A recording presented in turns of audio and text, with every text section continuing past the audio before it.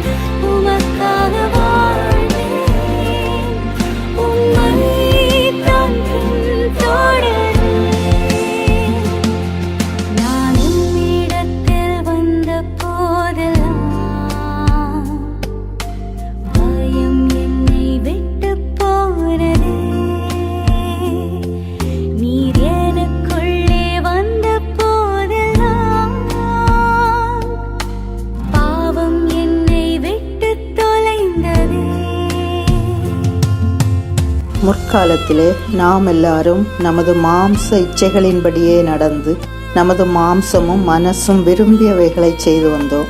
ஆனால் தேவனோ இரக்கத்தில் ஐஸ்வர்யமுள்ளவராய் அவருடைய மிகுந்த அன்பினாலே அக்கிரமங்களில் மரித்தவர்களாயிருந்த நம்மை கிறிஸ்துவுடனே கூட உயிர்ப்பித்தார். அவருடைய அன்புக்கு எல்லை இல்லை, அவர் பாசத்துக்கு முடிவே இல்லை. நம் தனிமையில், கண்ணீர், துன்பம், ஆபத்து வேளைகளில், எதிரிகள், தோல்விகள் வரும்போது நம் பயங்களை மாற்றி ஆற்றி தேற்றி காப்பவர் அவர்.